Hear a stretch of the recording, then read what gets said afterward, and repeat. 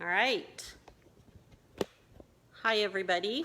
Hopefully you can see me and hear me. I'm Brenda Mormon. Type me something if you can hear. I'm out here at Furleigh Farms with Sarah Tweeten, and I'm going to turn the camera over to her in a minute. We're out here, well, she'll tell you about Furleigh's. But if you have any questions while we're talking here, just be sure and type them in, and we'll answer them as we go along. We're going to take a look at this fruit and vegetable farm and what she's got going out here. We're both mic'd, so hopefully you'll be able to hear us as we go along here. If not, just be sure and let me know. Okay, and I'm going to turn the camera around. Oh, hang on. Hang on. Turn the camera around. Push the wrong button. Okay. There we go. All right. Okay, here we go. Sarah. Yeah, good morning, everyone. As Brenda mentioned, my name is Sarah Tweeten, and I am actually a classroom instructor for North Central Iowa Ag in the Classroom. But in addition, my fiance and I, Eric, we farm about 20 acres of fruits and vegetables. Now, something that's kind of interesting about our farm is it's actually almost 110 years old. So next summer, the Furleigh farm will have been in existence for 110 years, so we're really proud of that. And when the farm was first started, we didn't actually do fruits and vegetables. It was mainly corn, oats, and there was some livestock on the farm. So it wasn't until 1953 when Eric's grandpa returned from college at Iowa State University that he planted his first field of strawberries on his hands and knees. Now, he planted about an acre of strawberries, which is about the size of a football field. So if you can imagine planting strawberries on your hands and knees the size of a football field, that's quite an amazing feat. Now, as you'll find out, we actually plant our fruits and our vegetables a much different way now, and a lot easier than on our hands and knees. So I'm excited to show you guys that. I'm excited to talk more about the farm and hopefully get some questions from you guys. Let's see, Eric's been running the farm since about 2015. He kind of took over the operation from his grandparents. And since then, we've kind of done a few different things. One of the things that we do a little differently, the Furleighs have sold pumpkins for many years, but we kind of made an event out of it. So now when you come and you pick your own pumpkin here, we have a few fun, free activities involved. There's a bounce house. We usually have some animals and our petting zoo and all kinds of fun stuff. So that's one change that we're kind of proud of. Another thing that we've recently done is we've joined North Iowa Fresh. And what that is what we do is we take a bunch of products from other growers in the community and we put them together in boxes, and they are delivered to our customers on a weekly basis. And that all happens here at the farm as well, so that's kind of exciting for us. But what I wanted to talk to you guys about is the room we're standing in and what we do in this room. And something that's interesting about the fruits and vegetable side of things is that we actually start all of our plants from seed, and we start planting around February, March. And so as you know, here in Iowa, February, March is not near warm enough to be starting plants, so we start them inside here. And we call this our greenhouse, but it's basically a large sunroom. So as you can see, we've got these big, giant windows that allow plenty of sunlight to come in. This is a heated space, so it stays warm enough for the plants to grow. And we try to set them along the windows and take good care of them after the planting process to ensure that they stay healthy and are ready to be put out in the field.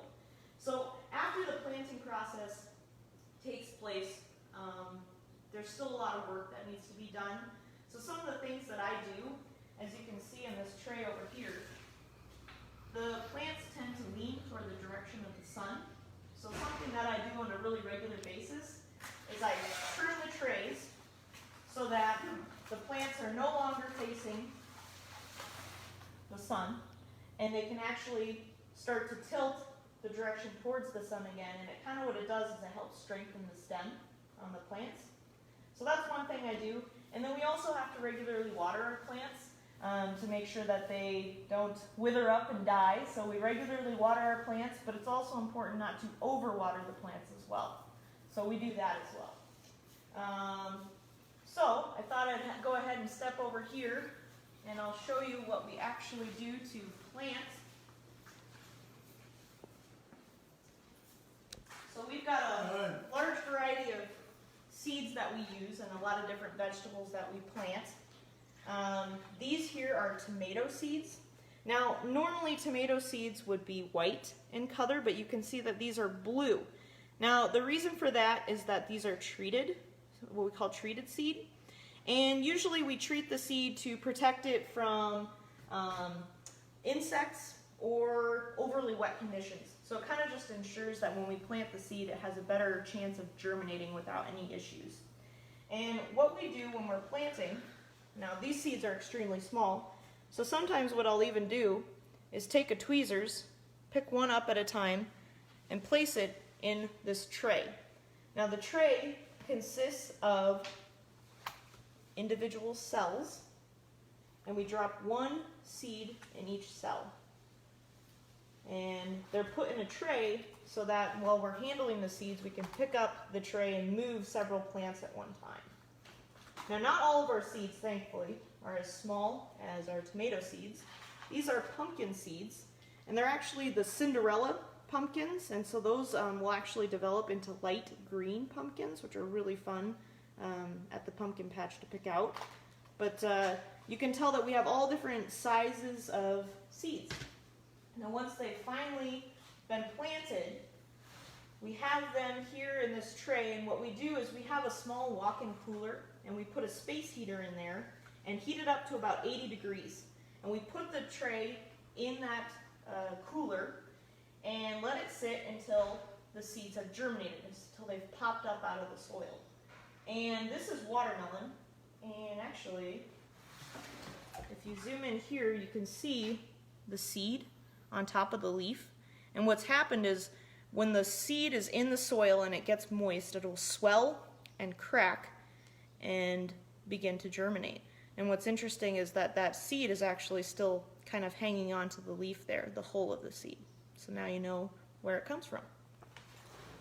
So that's a little bit about the planting process.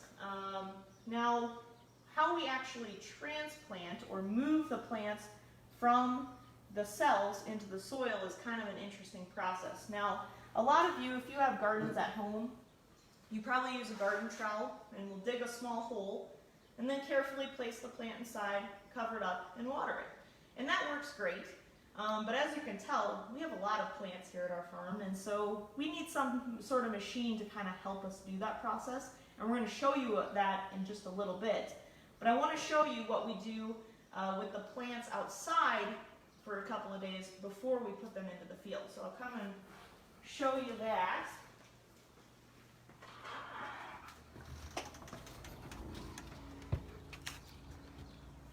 And this here, this is our right-hand man at the farm.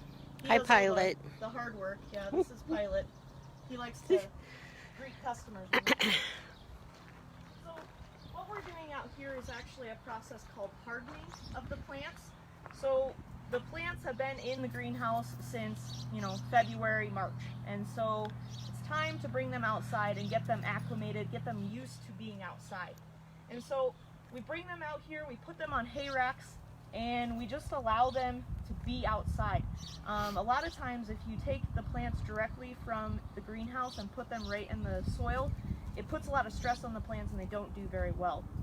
So we bring them out here, and the best thing for them is to see a little bit of wind so that it kind of moves the stem around and helps strengthen the stem. And also, one of the best things for the plants is to get a nice natural rain. Now, as you can tell, these plants are actually starting to wilt a little bit. They need a good drink of water, and I'm going to give that to them. But I was holding off because I was hopeful we'd get some good old-fashioned rain yesterday, but we didn't. So I'm going to go ahead and water these after we're done here today, but the best thing is just a natural rain. There's just something about that kind of perks them up. So can you tell us what you have out here on the flatbed today? Looks like, so this is mainly our hot peppers here.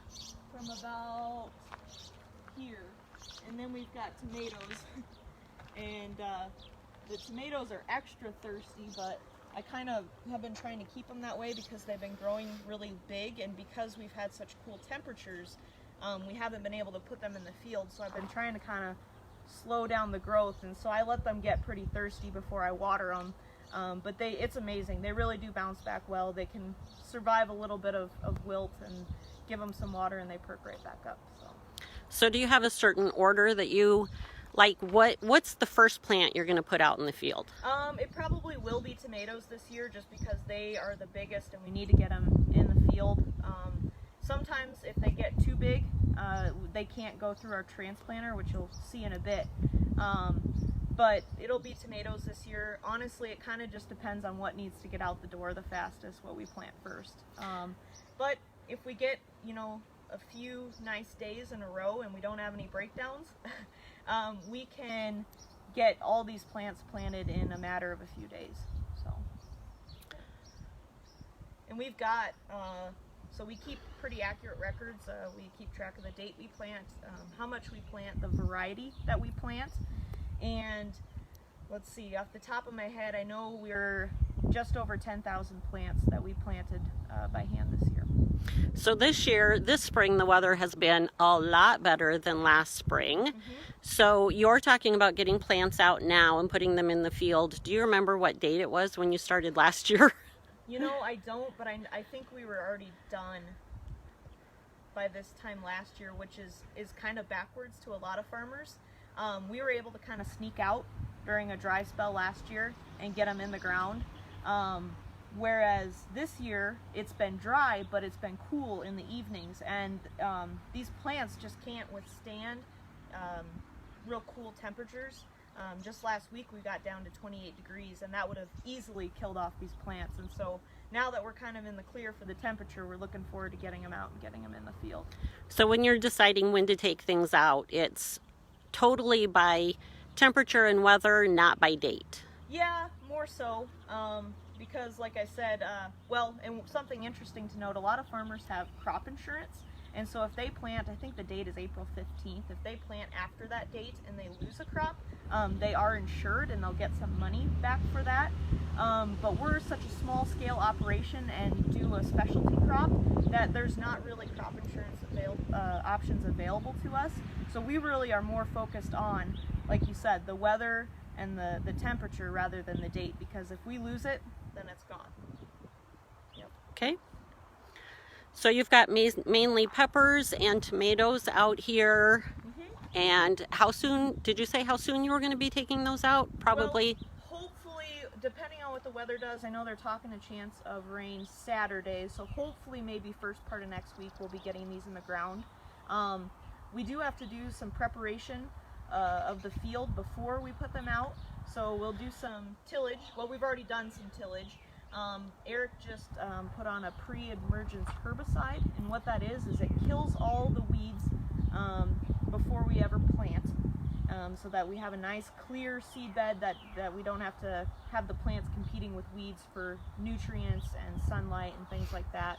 And then we also have a 4-row planter that we use. We drop it down and it kind of marks the rows in the soil, and we also apply fertilizer at the same time. So then, after all those processes, we can go through with the transplanter and begin transplanting our produce out into the field. So tell us what tilling is again. Tilling is when you're working up the soil.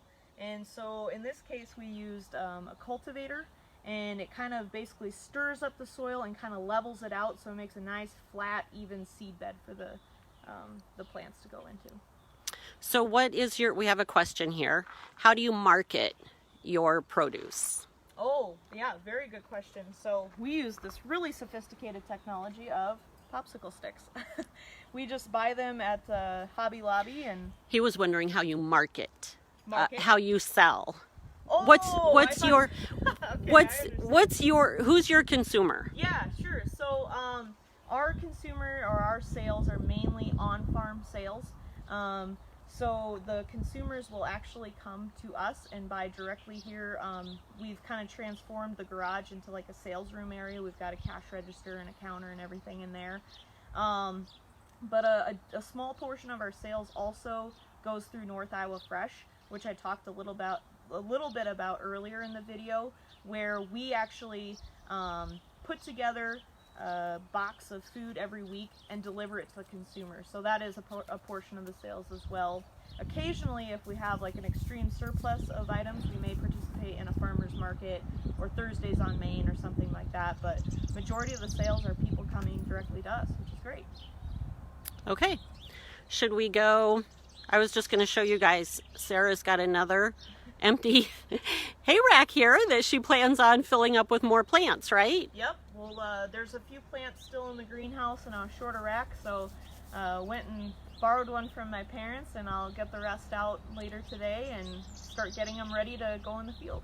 Okay, another question. What temperature do you want the ground to be before you plant the plants in the field? Yeah, so at least in the 50s, maybe 47, but for sure, so like we usually tend to plant later than farmers anyway that plant their seeds, and so we tend to be a little more concerned about the air temperature because we're putting a plant in the ground and not just a seed.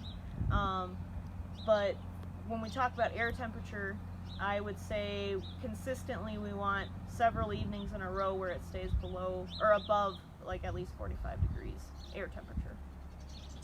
All right, shall we head back inside? Yeah.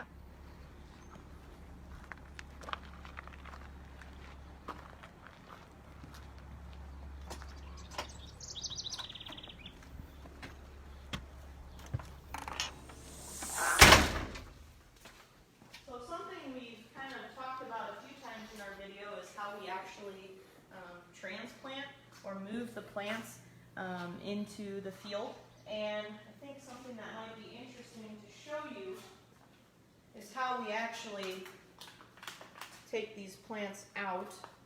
Hopefully I can do this right. So what I kind of do is I push on the bottom of the cell, and we do this during the transplanting process, and we'll actually, they're tangled up here. Pretty much the way we would plant them in our garden at home if we were doing vegetables or flowers, right? Right. And I think it's kind of interesting to note, look at all the roots that have developed in this small plant. But as you can see, it's got a pretty extensive root structure. And so when we're taking these out while we're planting and doing the transplanting process, we always want to be careful when we're handling these plants. So did you say, because I forgot and maybe somebody else missed it, they're wondering where we're located. Did you say that in the beginning? You know, I don't know if I did, but we're located in Clear Lake, Iowa. It's northern Iowa, just west of Mason City. Okay. And so when we talk about the mechanical transplanter, this is an implement that we use to attach to the back of the tractor and help us plant. So on this video that I'm about to show you, you can see the transplanter itself has two seats, and the people that are doing the transplanting are actually facing backwards to the direction that the tractor is driving. And here we have two saddle tanks, and they're full of water, which you'll see in the video. We use the water to water the seedlings after we've planted them. So I'll go ahead and roll this so you can see, whoops, what this process actually looks like.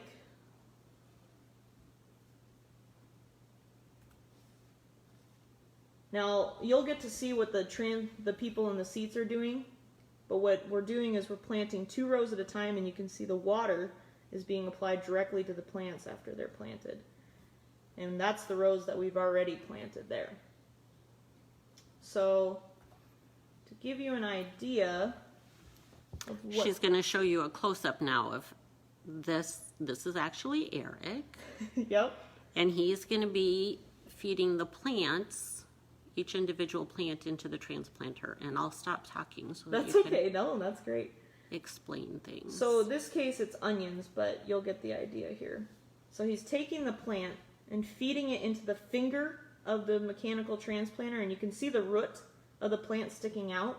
And those fingers rotate around, and they actually place the plant directly into the soil and cover it back up. So as you can imagine, this is a much faster process than to dig one hole at a time and plant the plants that way. So it's not a new technology by any means, but definitely more efficient for our operation and what we're doing.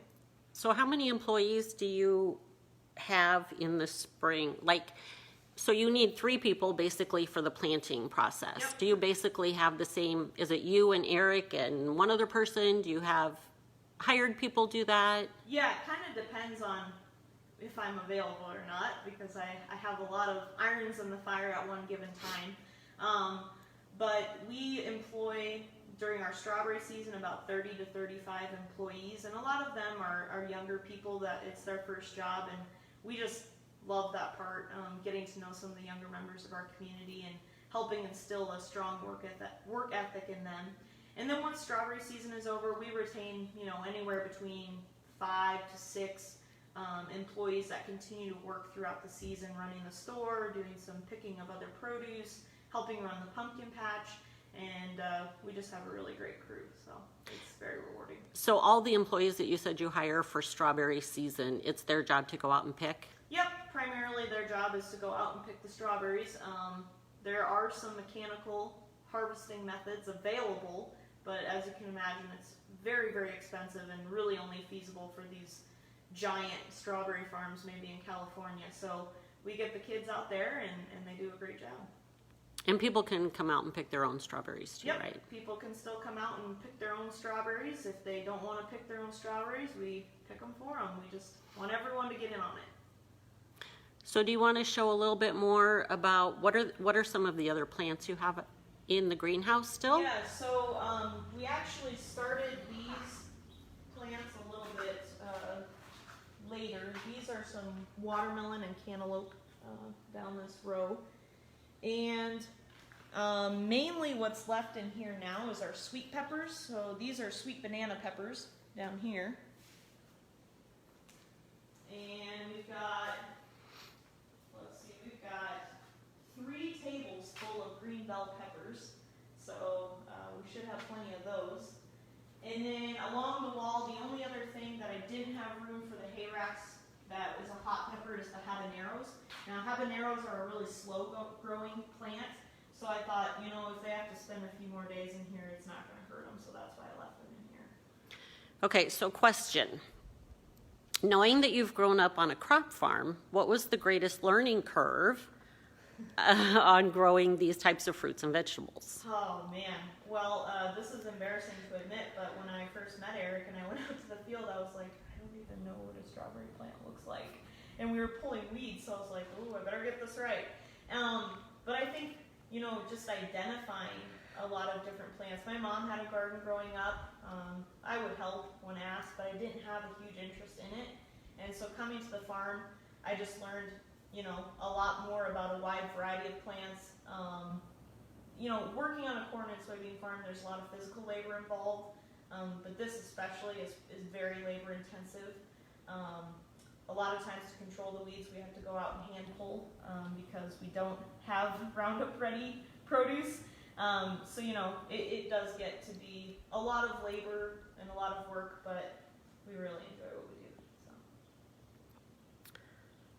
She had a mic. Okay. I think, are we about done? Have you told them everything? Does anybody have any other questions that they want to ask? Or I think we're about out of time here. I think you told them everything you wanted them to know. I hope so.